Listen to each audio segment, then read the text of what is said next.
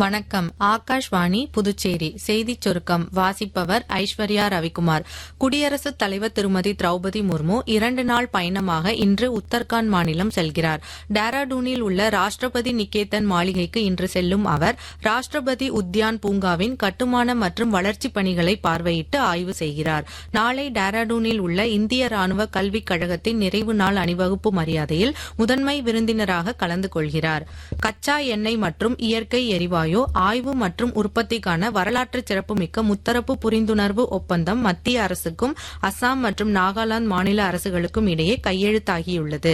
இதுகுறித்து பேசிய மத்திய உள்துறை அமைச்சர் திரு அமித்ஷா, இந்த ஒப்பந்தம் ஒரு வரலாற்று சிறப்புமிக்க நிகழ்வு என்றும் நாட்டின் எண்ணெய் மற்றும் இயற்கை எரிவாயு ஆய்வுக்கான வாய்ப்புகளை இது மேலும் அதிகரிக்கும் என்றும் கூறினார். மேற்காசிய மோதல்களால் உலக அளவில் எரிசக்தி நெருக்கடி ஏற்பட்டுள்ள நிலையில் இந்த முயற்சி எதிர்காலத்தில் இந்தியாவின் சுயசார்பை வலுப்படுத்தும் என்றும் அவர் தெரிவித்தார்.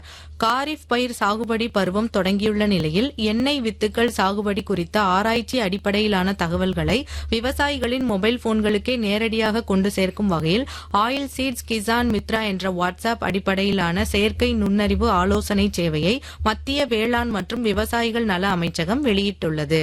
புதுச்சேரி மரப்பாலம் துணை மின் நிலையத்தில் இருந்து செல்லும் உயர் மின்னழுத்த பாதையில் பராமரிப்பு பணிகள் மேற்கொள்ள இருப்பதால் இன்று காலை 10 மணி முதல் மதியம் 3 மணி வரை உப்பளம் நீர்த்தேக்க தொட்டி, இந்திரா காந்தி விளையாட்டு மைதானம், புதிய துறைமுகம், கோலாஸ் நகர் முழுவதும், பிரான்சுவா தோப்பு, ராசு உடையார் தோட்டம், சூளைமேடு, நேதாஜி நகர் ஆகிய பகுதிகளில் மின் தடை ஏற்படும் என்று மின்துறை அறிவித்துள்ளது.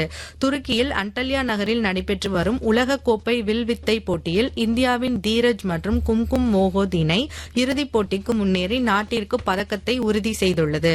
நாளை மறுநாள் நடைபெறவுள்ள இறுதிப் போட்டியில் தென்கொரிய இணையை எதிர்கொள்ள உள்ளது. இத்துடன் இந்த செய்திச் சுருக்கம் நிறைவு பெறுகிறது.